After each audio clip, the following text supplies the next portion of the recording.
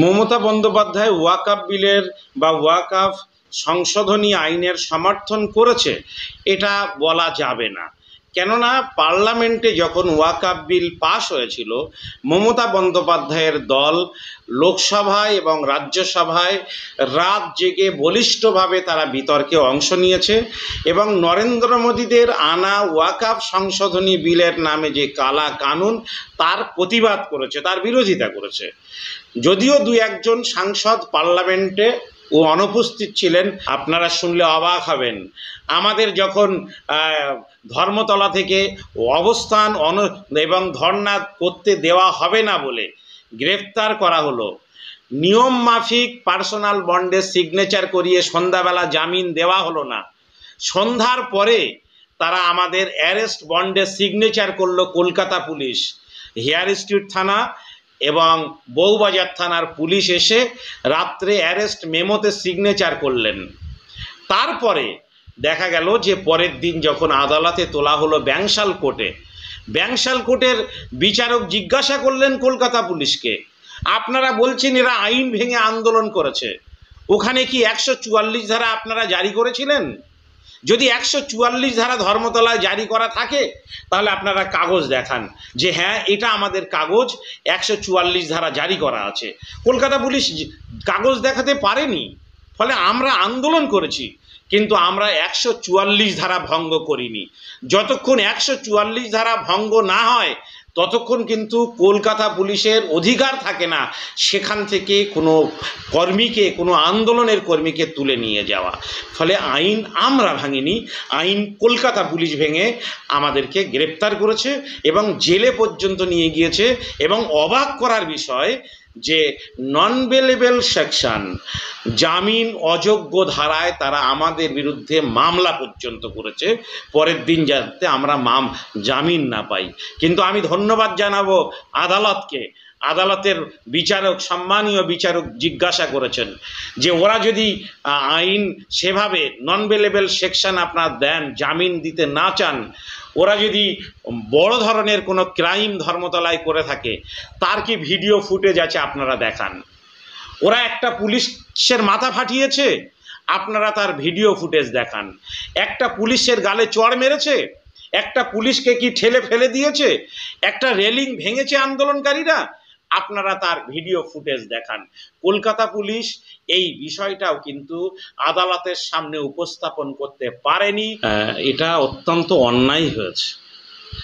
এ থেকে মনে হচ্ছে যে পশ্চিমবাংলায় গণতান্ত্রিক আন্দোলনের যে সুস্থ পরিবেশ সেটা শাসক এবং পুলিশ তারা লঙ্ঘন করছে।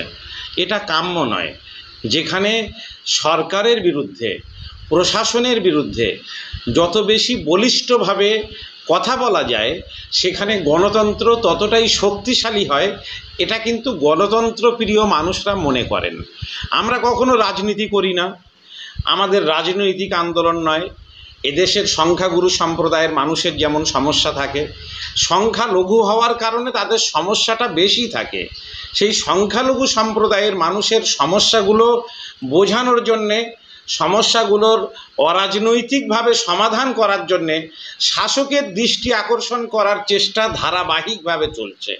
এদিনও আমরা শাসকের দৃষ্টি আকর্ষণ করতে গিয়েছিলাম, সেটা যেমন রাজ্য সরকারের দৃষ্টি আকর্ষণ করার বিষয় ছিল, একইভাবে কেন্দ্রীয় সরকারের যে ফ্যাসিবাদী মনোভাব, যে স্বৈরাচারী মানসিকতা, বুলডোজার দিয়ে গণতন্ত্রকে কণ্ঠরোধ করার যে চেষ্টা, সে তার প্রতিবাদেও কিন্তু আন্দোলনটা ছিল। এবং দেখেছেন যে যতটা না রাজ্য সরকারের বিরুদ্ধে প্রতিবাদে মানুষ সোচ্চার ছিল, তার থেকে বেশি কিন্তু কেন্দ্রীয় সরকারের যে স্বৈরাচারী দৃষ্টিভঙ্গি, ওয়াকআপ আন্দোলনকে সম্পূর্ণ নষ্ট করা, ওয়াকআপ আইনকে নষ্ট করা, ওয়াকআপ সম্পত্তিকে জবরদখল করা, ওয়াকআপ সম্পত্তি সরকারি সম্পত্তিতে পরিণত করা, এই যে চেষ্টা, এর বিরুদ্ধে রুখে দাঁড়ানো। মানুষ ভোট দিয়েছেন, এখন মনে হচ্ছে যে মানুষের কোনো মূল্য নেই। আমি কামরুজ্জামান, আমার মূল্য নেই, আমার কাগজের মূল্য বেশি। একটা মানুষ যদি মরে যায় তাহলে মানুষের দেহটার মূল্য না মানুষের কাগজের মূল্য?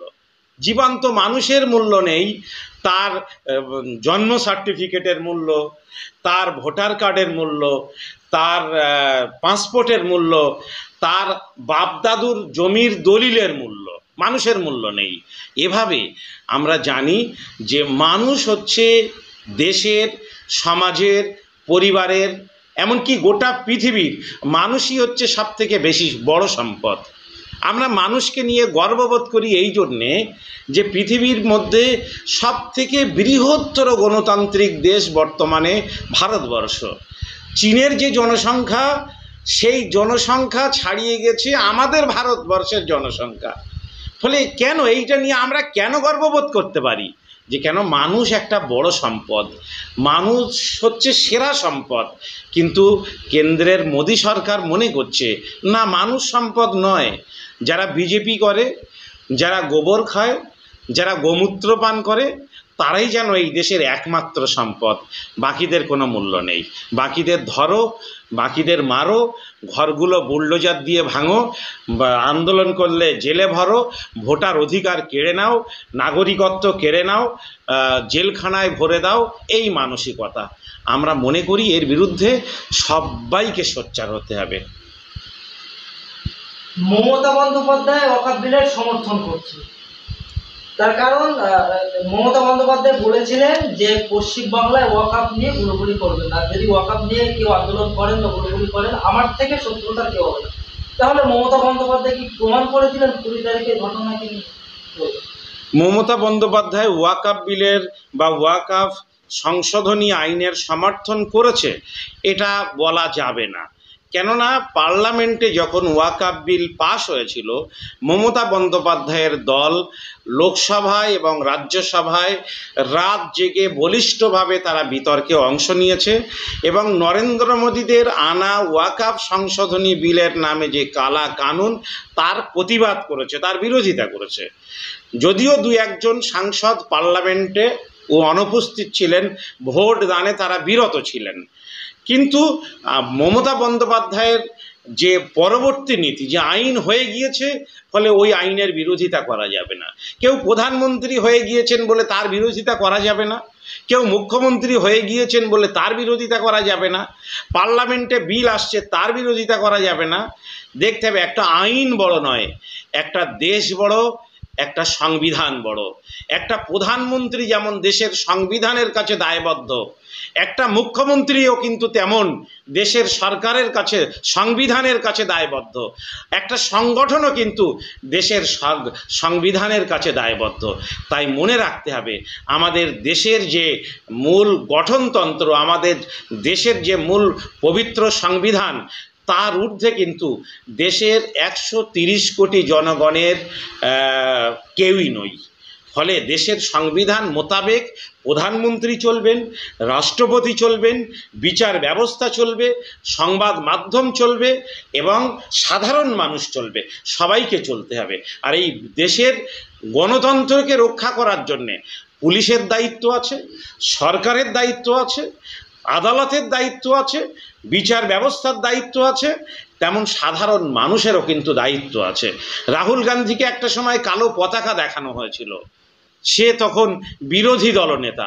রাহুল গান্ধী বলেছিলেন যে আমার দেশে আমি একজন বিরোধী দলনেতা, জনপ্রতিনিধি, আমাকে কালো পতাকা দেখানো হয়েছে, এ নিয়ে আমি গর্বিত। কেননা আমার দেশের মানুষের এই অধিকার আছে যে তারা জনপ্রতিনিধিদের চাইলে কালো পতাকা দেখাতে পারে, তাদের বিরুদ্ধে স্লোগান দিতে পারে। এই স্লোগান দেওয়ার অধিকার যেদিন থাকবে না, বুঝতে হবে সেদিন ভারতবর্ষের গণতান্ত্রিক অধিকার আর মানুষের কাছে থাকছে না।